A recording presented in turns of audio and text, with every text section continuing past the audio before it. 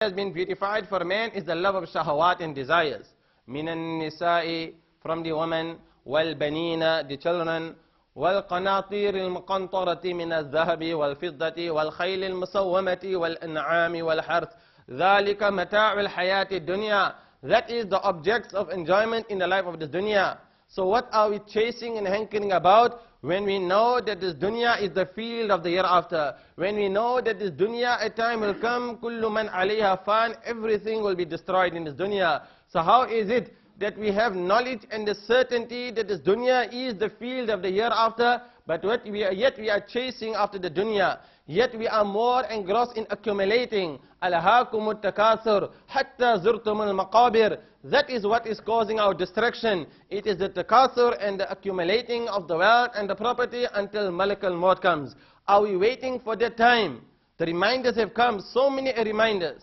You see the man-made disasters like in Afghanistan and Palestine. You see the natural disasters also by the will of Allah. No doubt, when these earthquakes and these hurricanes and the tornadoes, they also take place, we say, natural phenomena, or is it by the manifestation or the qudrat or the decree of Almighty Allah Ta'ala? So these are all signs before Qiyamah, zalazil, earthquakes are taking place. Inna zalzalata as-sa'ati shay'un azim. But the earthquake of the hour is something far more great. Nothing in comparison to what we are seeing in today's time. When you are in an earthquake zone, see how much of fear, how people are driven into a flesh of maybe tawbah. When people are wanting to repent and turn to Almighty Allah Ta'ala, because they are seeing a azab or they are seeing a punishment that is coming down. And how did Allah Ta'ala destroy nations in the past? What we are seeing today is only a taste, a slight punishment. وَلَنُذِيقَنَّهُمْ مِنَ الْعَذَابِ الْأَدْنَى دُونَ الْعَذَابِ الْأَكْبَرِ لَعَلَّهُمْ يَرْجِعُونَ. This is the mercy of Allah. If Allah Ta'ala wants, we forgot about this tsunami. When that tsunami, here we are seeing a sea very calm, peaceful. I took a walk before Salah with brother here, mashallah. And it was nice to see a very calm sea. But do you know that many people there also where there was a tsunami, or where there was meaning a tornado or an eruption, first there is a lot of calmness, peace. You will not even think and dream that it is going to turn into a disaster. So there are pictures and images that they have been showing in documentaries about people before the tsunami and after the tsunami. How Allah Ta'ala can change the condition of a locality within seconds. Change the condition of the people. And are we waiting for that time to come when we have these warnings and disasters and this calamity? But what about that earthquake that will take place before Qiyamah? Man is so much, even though he is seeing it. You see, you are living in a global village. What is happening here, within seconds you get information transferred and via the electronic mail to other parts of the world. We have seen the earthquake there in Haiti. You see in Chile, and this is ongoing.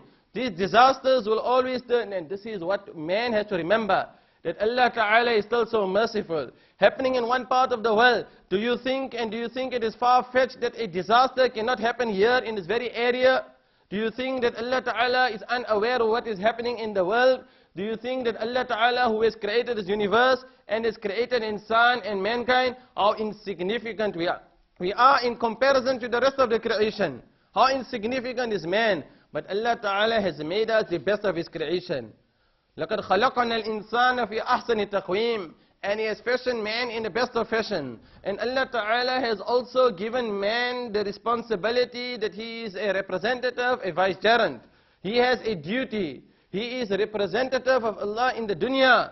Allah Ta'ala has said when He created, when He informed the malaika, وَإِذْ قَالَ رَبُّكَ لِلْمَلَائِكَةِ إِنِّي جَاعِلٌ فِي الْأَرْضِ خَلِيفَةً قَالُوا وَتَجْعَلُ فِيهَا مَنْ يُفْسِدُ فِيهَا وَيَسْفِكُ الدِّمَاءَ وَنَحْنُ نُسَبِّحُ بِحَمْدِكَ وَنُقَدِّسُ لَكَ قَالَ إِنِّي أَعْلَمُ مَا لَا تَعْلَمُونَ.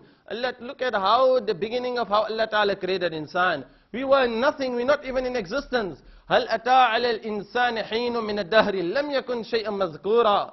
Insan was not even in existence. But now the child comes into the dunya. When he is a baby, he's playing, and as the child is growing up, he wants to play with the toys, he gets amusement, he gets delight. As he is growing up in the teenage years, no more he wants to play with the toys at home. He wants to go into the parks. He wants to go to the amusement park. He wants to go to the Brighton Pier.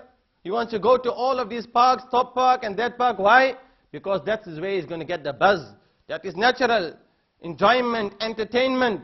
And as the child is growing up, it reaches that age where it's going to be tafakhur, it's going to be pride and glory.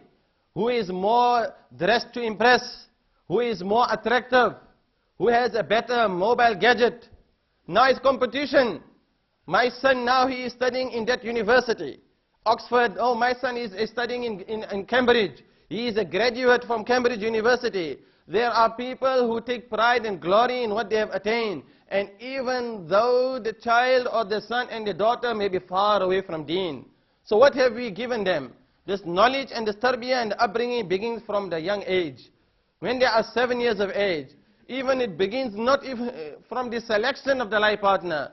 Because al-ummu madrasa, the mother is the madrasa, she is the school of the child.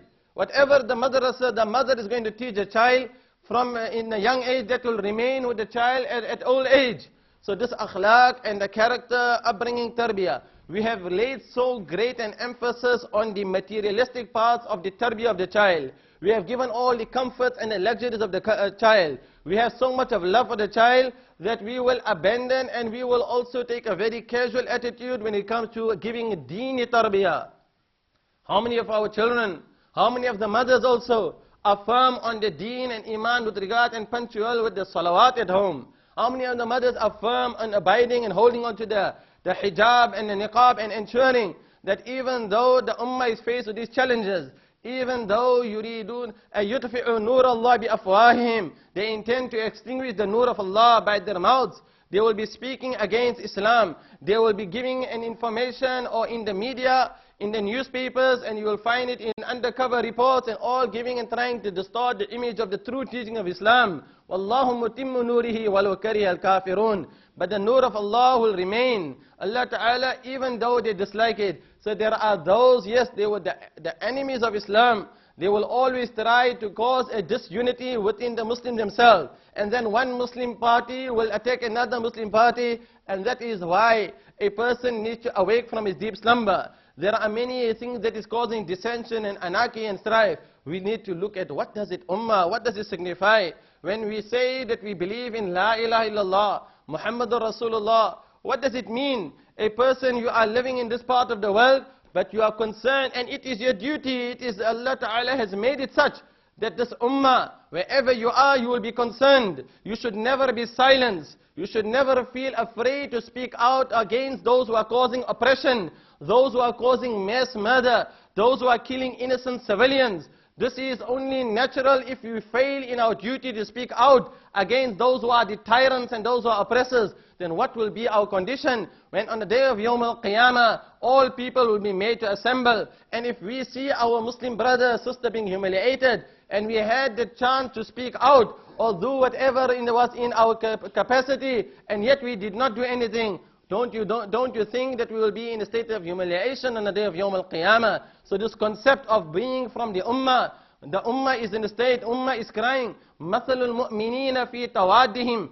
The example and the parable of all of the believers in their love for each another, in their mercy that they show unto each another, in the compassion that they have for each another. كَمَثَلِ الْجَسَدِ is like one body. إِذَا اشْتَكَى مِنْهُ عُضْوٌ. If your one part, if your body is in pain, the rest of the body will be in discomfort, will be in a state of restlessness.